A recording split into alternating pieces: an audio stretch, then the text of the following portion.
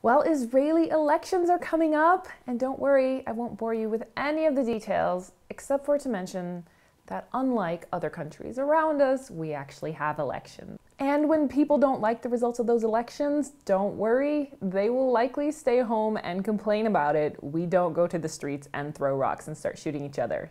But speaking of action in the streets, we recently had this epic storm, which I actually made a whole blog about in the link below, you can check it out. This storm brought amazing flooding all over the country, and there's these incredible photographs of helicopters and trucks going into low-lying Arab villages and pulling people from their roofs. I know it's hard to believe that Israelis would actually rescue Arabs if you watch international news, but yes, the Israeli government values the lives of all of its citizens and residents, whether Jew or Arab. Give us an award, please. Unfortunately for nearby refugee camps of displaced Syrians, the massive flooding of their tents was not met with government help.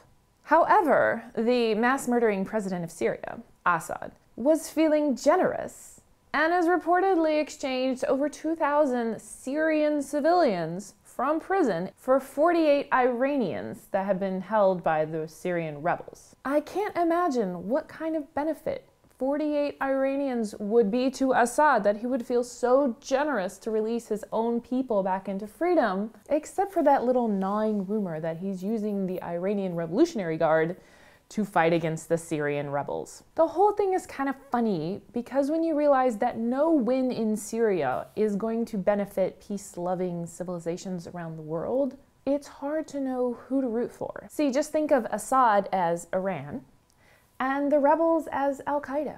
So you either get the unelected Assad, who apparently has no problem gassing his own people, or you get the Sharia law-loving rebels. So I'm thinking to myself, can't all terrorists get along? The answer is in the ego. Yes, even in the darkest realms of evil, the devil cannot get along with his wife. And that is one of the reasons that the much anticipated Muslim caliphate, where all the Muslim nations unite to form this one giant empire that takes on the world, has not happened yet. And so as long as they're playing alpha dog, Israel can avoid a united attack against her. Take our closest friends, Hamas and Fatah. They really hate each other, and they can only unite in their mutual hatred towards Israel. However, they haven't really been able to accomplish hating us more than they hate each other, which is sad for the Palestinian Arab people that they rule over. However, it does limit their ability to destroy us or try to form their own state. However, you really have to appreciate the creativity that goes into this attempted process of creating a state of Palestine. For example, just this month, Mahmoud Abbas, who is the president of the Palestinian Authority, you know, the guy that went to the UN to get this recognition of being this non-state member thing, he decides that he's going to change the name of the Palestinian Authority, which originally was the Palestinian Liberation Organization, the PLO, was then changed to the Palestinian Authority. He is going to change it to State of Palestine. So there isn't really a state yet, but he's going to call his government of sorts State of Palestine. So he is now the president of the State of Palestine, which doesn't really exist. And it kind of reminds me of a friend of mine who used to work for this fast food restaurant, and he said when he ordered beef for this restaurant, he had to be careful what company he was ordering from because there were companies that would call themselves 100% beef, even though they made burgers with all these additives, but they would call the company 100% beef.